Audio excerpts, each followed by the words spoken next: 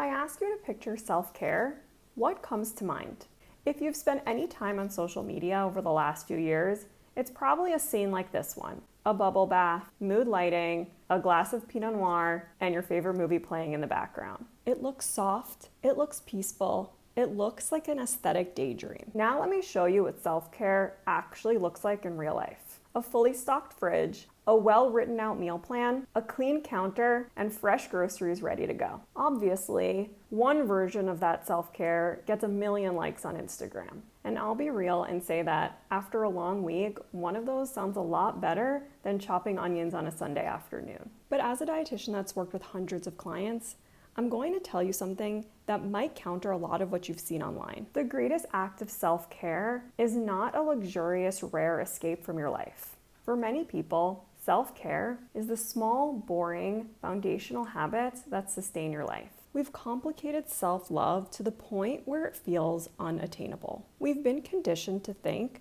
that self-care means finding this mythical free time in our packed schedules. But those aesthetic escapes, they're the exception to self-care, not the rule. Today, we're tearing down the social media myth of self-care. We're discussing the hidden barriers that are holding you back at the different stages of your life. And I'm going to walk you through the step-by-step system that you can build in your home starting this week, so you can actually nourish your life consistently without the burnout. Let's dive in. Think about basic hygiene. We brush our teeth every day. We don't wait until our teeth are falling out to book some 3-day dental retreat and call it mouth self-care. We just brush our teeth because it's a basic requirement for health. So why do we treat our nutrition and home life any differently? These habits can support daily energy and reduce some of the friction around eating well, like having a meal plan that actually works for your real life schedule. Making time to go to the grocery or ordering groceries online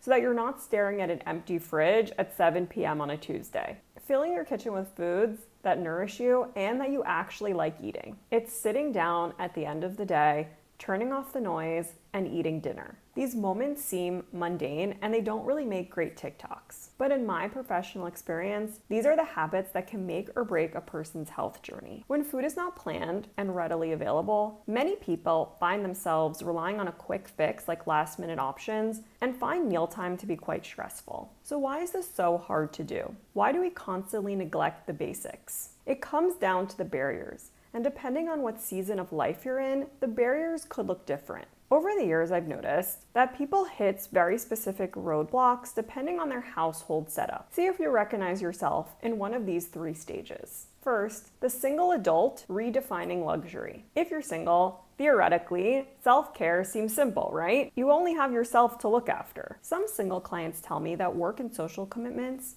make meal planning difficult to prioritize. Menial tasks like meal planning really seem to fall to the bottom of the to-do list. When I work with single professionals, I talk about this critical mindset shift. As your career grows and your financial security builds, your definition of luxury must evolve with it. Earlier in life, luxury might have seemed like going out to a fancy dinner or purchasing a trendy handbag. But when you're building a life, true luxury becomes support. Investing in a gym membership you actually use. Outsourcing your grocery delivery when work is insane. Hiring a housekeeper once a month if it helps free up your mental energy. Shifting your mindset means realizing that investing in your daily infrastructure isn't lazy. It's protecting the energy that you need to build your career and your life. Second, the couple, the art of merging systems. So now what happens when you enter a relationship or get married? Suddenly, you aren't the only priority in the house. Couples may need to navigate different schedules, dietary preferences,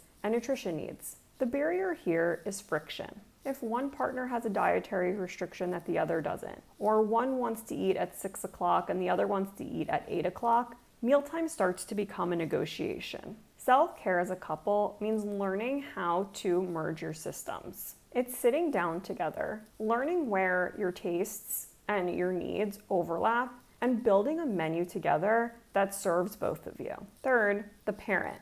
Energy depletion and a reality check. And then there's parenthood. And this is where self-care genuinely becomes complex. When you have children, your priority hierarchy completely shifts. Kids cannot take care of themselves. That's your job. But every ounce of energy that you use to take care of your children is subtracted from your available pool of energy to take care of yourself. We've all heard that classic trope told to new moms, sleep when your baby sleeps. It sounds lovely in theory, but in reality, the baby sleeps for 20 minutes, there's a pile of laundry, and you haven't eaten a real meal in 8 hours. The needs of a child and the needs of an adult just don't always align that neatly. When we don't address these barriers, we end up in a cycle of self-neglect. We wait for those rare, fancy moments of relaxation to save us, but because they're so rare, we stay perpetually exhausted. So how do we fix all of this? How do we build a real-life system of self-care inside our messy, busy lives? At Dining with Nature, we don't believe in willpower or perfection. We focus on systems,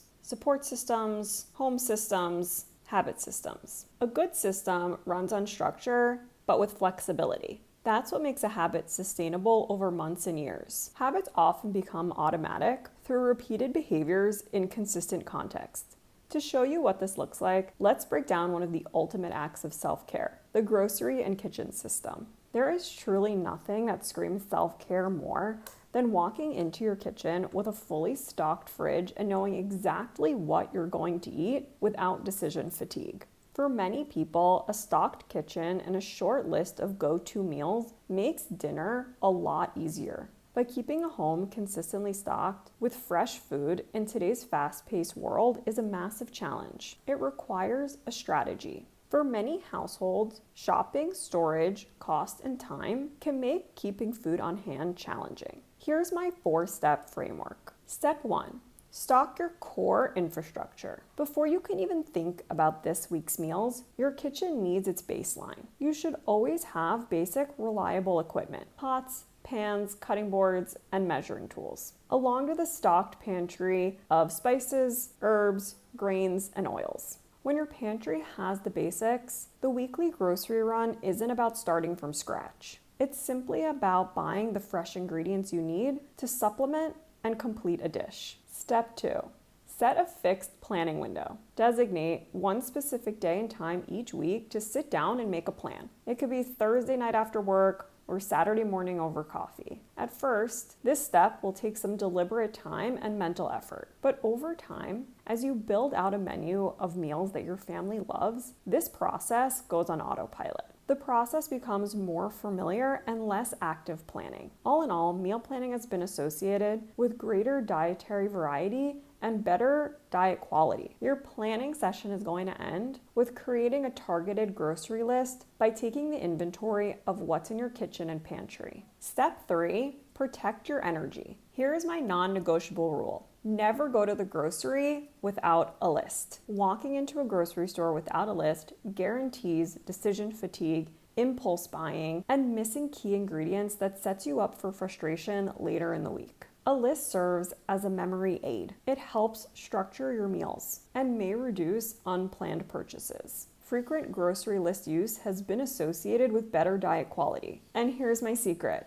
Give yourself permission to order groceries online. If you're an exhausted parent, a busy professional, or just having a chaotic week, spending on grocery delivery or pickup is just not a failure. It's an investment in your mental health and your energy. And lastly, step 4, shop with a spatial map and unload immediately. If you are physically going to your grocery store, create a grocery list that is aligned with the layout of your grocery. Group your produce together, your dry goods together, and your cold items together. You'll get in and out of the grocery store without wandering aimlessly. And when you get home, unload your groceries immediately. Think of it this way. Your Sunday self is doing a favor for your exhausted Friday self. When you step back and look at it this way, a stocked fridge isn't just about the food. It's a message that you send to yourself every single day that says, I am worth taking care of even when life gets busy. For some people, a stocked fridge can feel like a tangible act of self-care. Bubble baths and spa days are really great, and you should enjoy them when you can. But don't let social media convince you that it's the foundation of self-care. True self-care is in the mundane, quiet, daily choices that keep your life running smoothly. If you're watching this and realizing that you want to build these stress-free systems in your own life, that is precisely what we specialize at in Dining with Nature. We don't just teach you the what of nutrition, what the science and research will say that supports your health and your body. We also focus heavily on the how to build real-world, systems, habits, and routines that adapt with your changing life, whether you're single, balancing a partnership, or raising a family. If you found this video helpful, hit that like button, subscribe to our channel, and drop a comment below. What is one boring act of self-care that completely changes your week when you do it? Thank you so much for watching, and I'll see you in the next video.